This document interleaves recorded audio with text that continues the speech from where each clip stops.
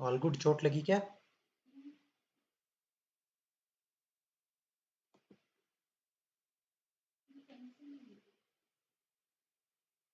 Recording शुरू है अब, है ना?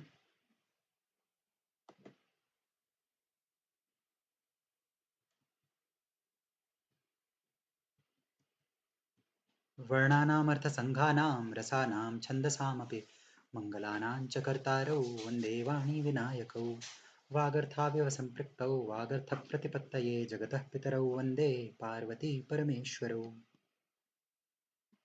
चलें, हम अब उर्दू में प्रवेश कर रहे हैं। उस दिन मैंने आपको थोड़ा सा करवाया था और फिर हम रह गए थे, तो आज हम उसको आरंभ करेंगे और गज़ल में प्रवेश कर जाएंगे।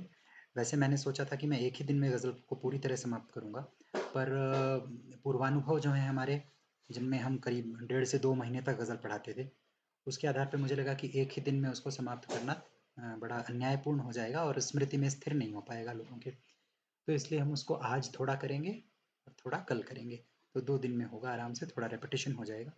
गीत के भाग को हम थोड़ा संक्षेप में भी कर सकते हैं, क्योंकि एक बार अगर आपको ये गज़ल वगैरह समझ में आ जाए तो गीत में इतनी समस्या नहीं होती, बहुत सहज और सरल हो जाता है। तो गीत को हम कल के आधे भाग में करेंगे और अंत में हम प्रस्तार का परिचय प्राप्त करेंगे परसों, जो हमारा अंतिम दिन है। परसों ही अंतिम है ना? आज कितनी, 19, 20? हाँ, परसों अंतिम है। और उसी के साथ में जो प्राकृत के छंदों के उदाहरण हैं कुछ, वे भी हम परसों ही देखेंगे। चलिए, तो मुझे ये बताइए आरंभ करने से पूर्व, जो हमने उस दिन उर्दू विषयक चर्चा की थी उसमें कोई समस्या है किसी को? वहां तक सबको स्पष्टता थी?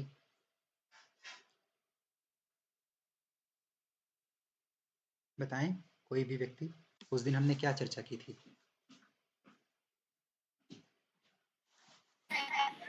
थोड़ा लिपि देखी थी हाँ, और लिपि देखी थी। थोड़ा रस्व दीर्घ वाला टर्म से भूल गया मैं, बट कुछ ऐसे की थी। अच्छा, ह्रस्व दीर्घ वाला भाग हमने नहीं देखा था। ह्रस्व दीर्घ का जो हमने अब तक पढ़ा है, वही नियम संसार की प्रत्येक भाषा में लागू होता है। मेरा आप सबसे एक अनुरोध होगा, आप में से जो लोग भी मात्रा गणना के नियमों को किसी भी नई पुस्तक से पढ़कर आए हों, एक बार के लिए सबको साइड में रखिएगा, क्योंकि अनलर्निंग बड़ी आवश्यक है।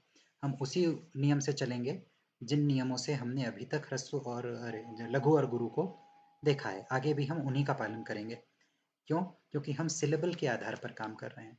वर्तमान में आपको हिंदी भाषा में विशेषतः जितनी पुस्तकें प्राप्त होती हैं, जिनमें ये क्लेम किया जाता है कि वो हिंदी भाषियों को ध्यान में रखकर लिखी गई हैं, वो उनका प्रयास सराहनीय है, पर वो अपर्याप्त है।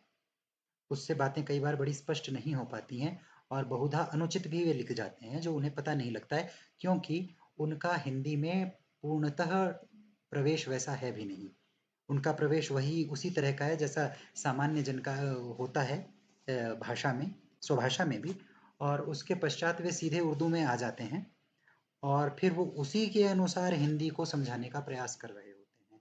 तो वो हिंदी के जो चलती हुई फॉर्म है उसको तो समझा पाने में समर्थ रहते हैं, परंतु जो मूल कॉन्सेप्ट है, जो कॉन्सेप्ट एक्चुअली फोनेटिक साइंस से निकल के आता है, उसको वो विस्तार देते जाते हैं, विस्तार देते जाते हैं, परंतु उसकी जो साइंटिफिक वो है, जो क्या कहते हैं, एक्सप्लेनेशन है, उसको एड्रेस नहीं कर पाते। तो हमें इस बात पर विशेष रूप से ध्यान देना है। आपको 1 सेकंड का व्यवधान होगा, मुझे लगता है रिकॉर्डिंग बाधित हो गई है किसी कारणवश, तो मैं इसको दोबारा चालू करता हूँ।